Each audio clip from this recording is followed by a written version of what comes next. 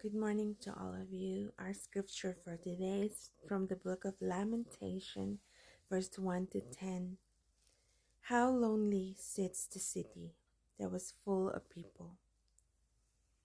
How like a widow has she become, she who was great among the nations. She who was a princess among the provinces has become a slave. She weeps bitterly in the night, with tears on her cheeks among all her lovers. She has none to comfort her. All her friends have dealt treacherously with her. They have become her enemies. Judah has gone into exile because of affliction and hard servitude. She dwells now among the nations, but finds no resting place.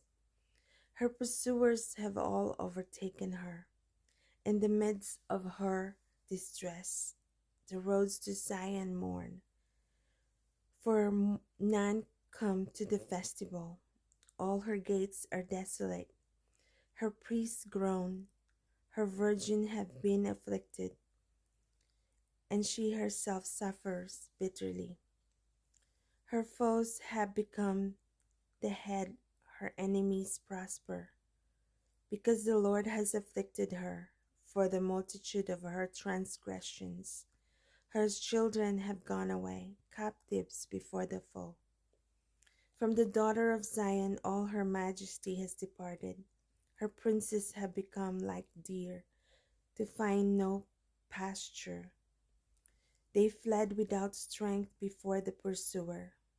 Jerusalem remembers in the days of her affliction and wandering all the precious things that were hers from days of old, when her people fell into the hands of the foe, and there was none to help her. Her foes gloated over her, they mocked at her downfall. Jerusalem sinned grievously, therefore she became filthy. All who honored her despised her, for they have seen her nakedness. She herself groans and turns her face away. Her uncleanness was in her skirts. She took no thought of her future. Therefore her fall is terrible. She has no comforter.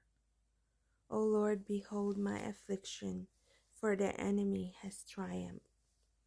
The enemy has stretched out his hands over all her precious things, for she has seen the nations enter her sanctuary, those whom you forbade to enter your congregation.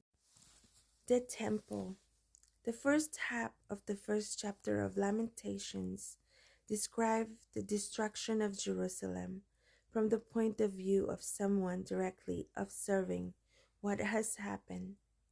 The prophet Jeremiah shows with extensive prophetic language how Jerusalem's sins have caused it to be completely desolated.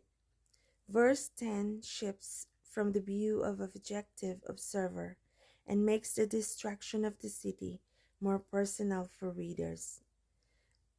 By referring to her sanctuary, Jeremiah pointed out that the pagan enemy has not just entered into any building. The congregation or the temple was a house of worship and a very important building for the people of Jerusalem to communicate with God.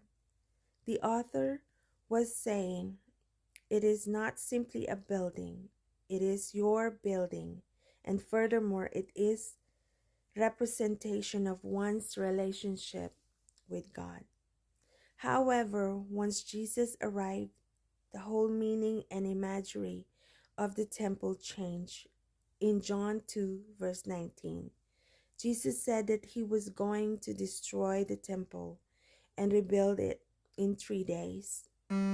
What Jesus was saying is that he is now the temple, and with his crucifixion, the temple, his body, would be destroyed only to rise again or be rebuilt in 3 days. While the temple was the way God's people used to communicate with God, Jesus is the way Christians communicate with God today. I don't even know if we can go to God without Jesus, because God is holy and we are not. We are a sinner. Jesus is the only way to God. We have to have Jesus in our heart to communicate with God. Have a great day, you guys. And thanks for watching. And God bless.